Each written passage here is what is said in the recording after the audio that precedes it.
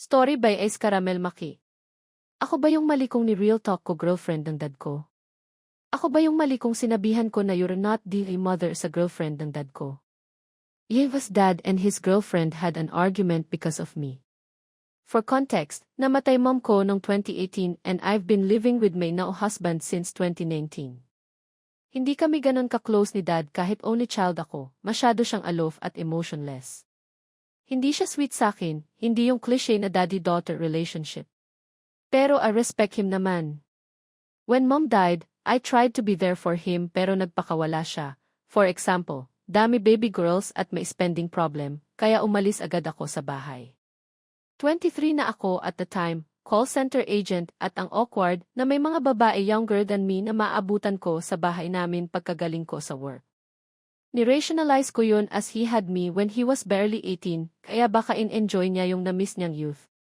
Nung iniwan ko siya, mind you, binibigyan ko siya ng 10,000 kada buwan kahit umalis na ako, na-meet niya yung current girlfriend niya.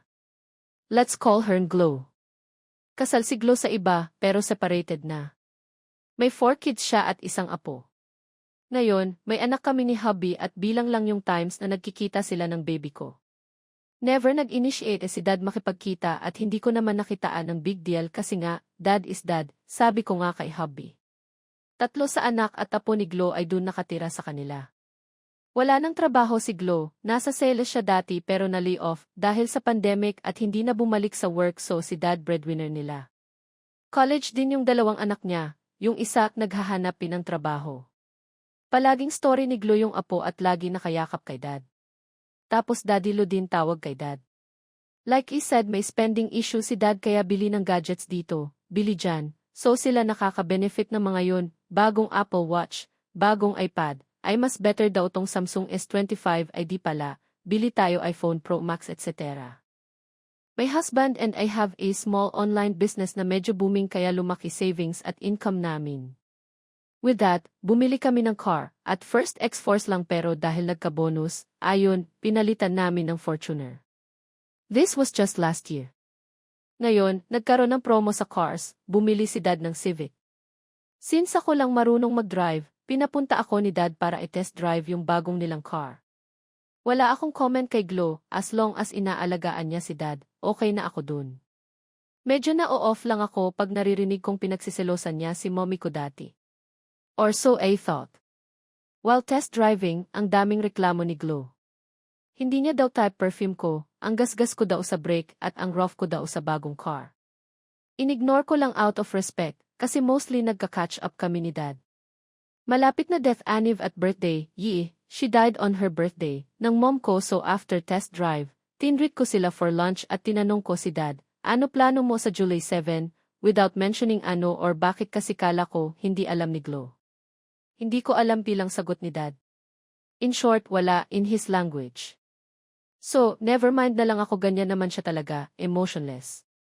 Pagka-uwi, may na-receive akong bagong nobelang chat galing kay Glow about how hindi ko pa rin daw siya nakikita as new family ng dad ko at ayaw mong ipa-move on daddy mo sa mommy mo accusations. Marami na to silang away na gusto niya akong makisawsaw like mag-chat-chat siya sa akin about sa issues nila, pero palagi akong sinasabihan ni dad na, wag mo lang pansinin, so ignore ko lang. Hindi ko siya ma-ignore ngayon so sinabi ko na lang Glow, respeto na dad, sana kay mommy kasi kung di siya namatay, hindi rin sana kayo ni dad ngayon. You're not my mother. You will never be like her. Tapos ayun, ako na yung naging enemy number 1. Suwail daw akong anak, hindi inaalagaan ama, at mabuti pa mga anak niya, ginagalang si dad. Sinumbong niya rin ako kay Lola, mama ni dad, na bastos ko daw at hambog porket, mayaman na ang taste, kinainisan niya yung Joe Malone ko na perfume LOL.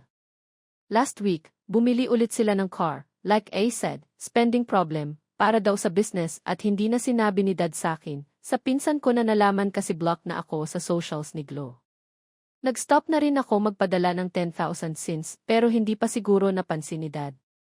Once a week lang kami halos mag-chat dati pero no contact na since June 30.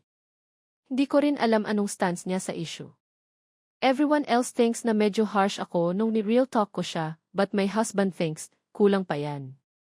So ako ba yung mali? Kung nakarelate ka sa storya ng ating bida o kung nagustuhan mo ang ating short story today, maari lamang na paki-like, share and subscribe sa Kwento Filipino TikTok and YouTube para updated kayo sa mga bagong posts. Maraming salamat sa pagsubaybay. Hanggang sa muli!